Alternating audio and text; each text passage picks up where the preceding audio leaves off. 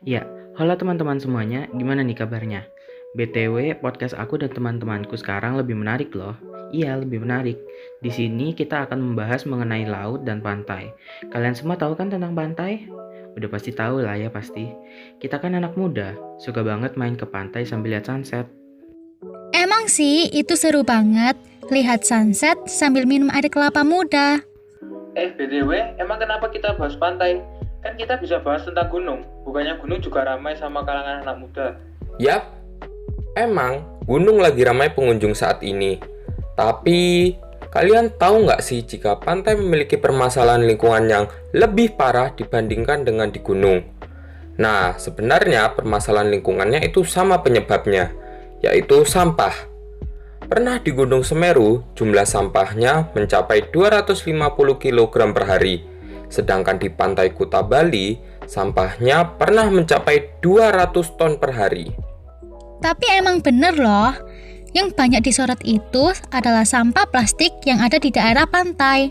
Soalnya, sampah-sampah ini membuat Indonesia masuk dalam 10 besar negara penyumbang sampah plastik terbesar. Aneh nggak sih sebenarnya kalau sampah itu sampai ada di lautan? Apa juga yang membuat mereka itu mau membuang sampah di daerah perairan? Entah itu karena mereka berpikir pendek atau sebagainya, padahal efeknya itu mempengaruhi banyak aspek kehidupan. Dan dari segi kesehatan nih, pastinya pembuangan sampah di perairan memberikan kemajuan pada tingkat penyakit. Dan pada segi ekonominya, memberikan dampak penurunan pendapatan para pekerja nelayan. Dan bagaimana kalau sampah yang dibuang akan terus mengalir sampai ke laut-laut di seluruh Indonesia? Tentunya ekosistem laut menjadi terganggu, iya kan? Ya tapi mau gimana lagi kan? Masyarakat Indonesia itu udah nyaman sama kehidupan sehari-harinya. Bisa saja mereka berpikir seperti, gak apa-apa deh sekali-sekali. Kita kan gak tahu hidup sampai kapan. Jadi nikmati aja. Ya, bener banget. Kalau menurutku, masyarakat saat ini terlalu menikmati hidupnya dengan kehidupan duniawi.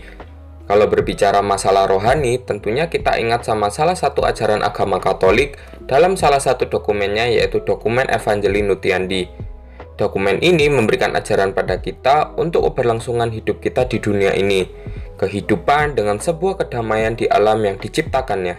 Bukan hanya itu aja, jadi sebenarnya kita juga harus menjaga dan mengingat bagaimana dampak baik air di kehidupan para kerajaan maritim dahulu. Kerajaan Sriwijaya yang berjaya dengan mendapatkan Selat Malaka, Kerajaan Majapahit yang berjaya dalam perekonomiannya karena dua lembah sungai yaitu Sungai Berantas dan Sungai Bengawan Solo. Dan masih banyak lainnya kerajaan yang berjaya dengan adanya perairan. Lalu, apakah perairan yang memiliki peran penting menjadi hilang karena sampah? Apakah sampah itu sudah menyebar luas di seluruh perairan di Indonesia? Kalau teman-teman semua penasaran, jadi kita tanyain aja deh pada salah satu nelayan di daerah Yeza. Selamat siang Mas Yuda. Jadi gini Mas, saya tuh mau tanya-tanya ya. Sebelumnya itu kalau boleh tahu Mas Yuda ini udah berapa lama ya jadi nelayan? Sama itu udah mulai dari tahun berapa Mas? Kalau saya jadi nelayan udah 1 tahunan lah.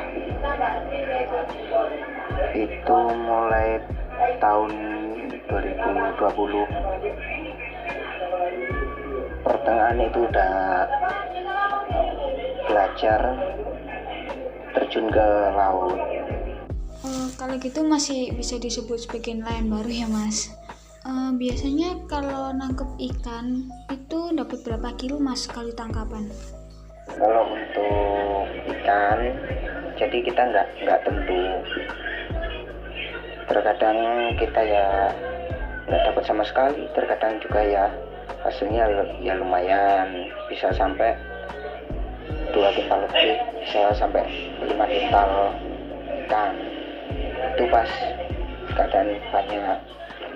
Tapi kalau pas posisi nggak ada ikan, ya termasuk ikan sepi lah, itu kita paling dapat cuman 10 kilo, 5 kilo. Banyak juga ya Mas kalau lagi beruntung dapat ikan. Tapi gitu biasanya apa sih Mas yang mempengaruhi banyak enggaknya ikan di lautan? Kalau untuk banyaknya ikan sih tergantung musim ya. Kalau musimnya lagi musim kayak sekarang itu agak sulit. Tapi kalau pas musim-musimnya ikan keluar itu bisa lumayan banyak dapatnya. Iya Mas. Kalau untuk jenis ikan, waktu penangkapan itu biasanya yang didapat sama atau beda? Kalau untuk musim kemarau, biasanya ikannya cuma dapat tongkol, terus tuna, sama itu salem namanya. Jadi itu jenis ikan bisa tergantung sama cuaca gitu ya Mas ya. Sama kalau boleh tahu Mas, biasanya kalau waktu Masnya lagi nangkep ikan di lautan gitu, pernah nggak Masnya dapet sampah? Kalau untuk sampah sih sering sih dapat seperti plastik, ya kayak pelepah pisang, terus ada daun-daun kelapa, itu banyak sih di tengah. Tapi kalau sampah di tengah itu yang sering ditemuin itu ya plastik itu. Wah, kalau gitu pernah nggak sih Mas ada rumor masyarakat kalau ada plastik dalam perut ikan gitu Mas? Kalau untuk plastik di perut ikan sih nggak pernah ada sih ya. Meskipun ikan besar itu nggak pernah ada. Kalau kayak gimana ya, kalau seperti sama plastik itu dia kan selalu ngapung, sedangkan ikan sendiri itu pasti kan di dalam laut, jadi belum pernah sih ketemu. Paling cuman ada penyu yang terlilit tali gitu, itu ada kalau gitu. Oh, iya juga sih Mas ya. Kalau gitu saya mau nanya Mas, waktu Masnya nangkep ikan, terus Masnya tuh kan ada penyu gitu ya Mas, gitu pernah nggak sih penyunya itu ketangkep jaringnya Mas? Kalau penyu sendiri sih nggak pernah sih ya. Kalau penyu jarang-jarang makan umpan, karena kan penyu makanannya rumput laut gitu, kayak karang-karang gitu. Itu memang makan penyu. Kalau untuk mancing sendiri, kalau untuk dapat penyu nggak pernah sih. Kalau dapatnya hiu yang sering. Oh, jadi pernah dapet ikan hiu Mas ya? Biasanya gitu kalau dapet ikan hiu gitu dapat ukuran yang besar atau kecil gitu Mas? Ya nggak sih, kadang ya kecil, terkadang ya ada juga sih yang besar gitu. Sama itu Mas, kalau boleh tahu biasanya kalau dapet ikan hasil tangkapan itu dijual dengan harga berapa Mas per kilonya?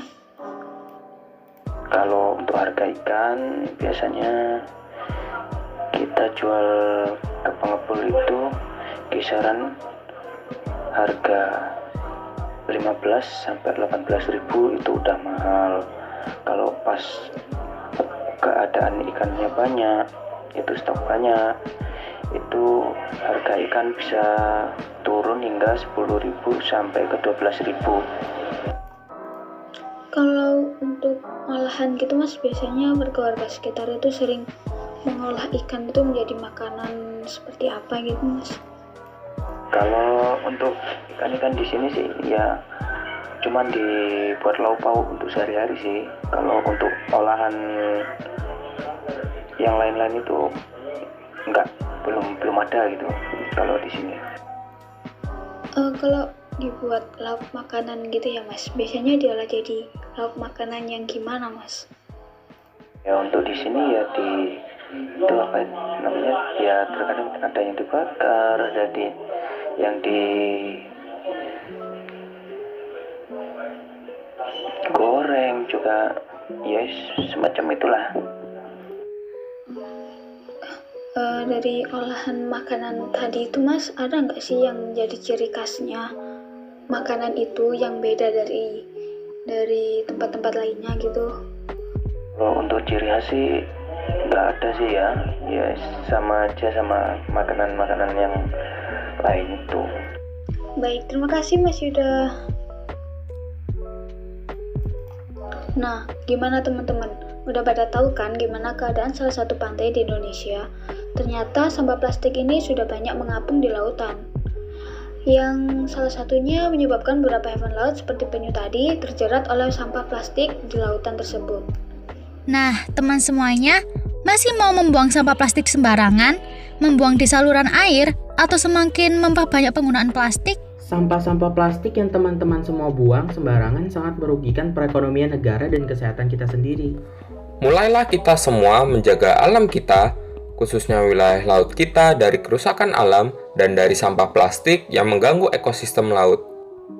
Dan mengurangi sampah plastik, mulai menggunakan 3R. Dan terima kasih teman-teman semuanya sudah mendengarkan podcast kami. Sampai jumpa.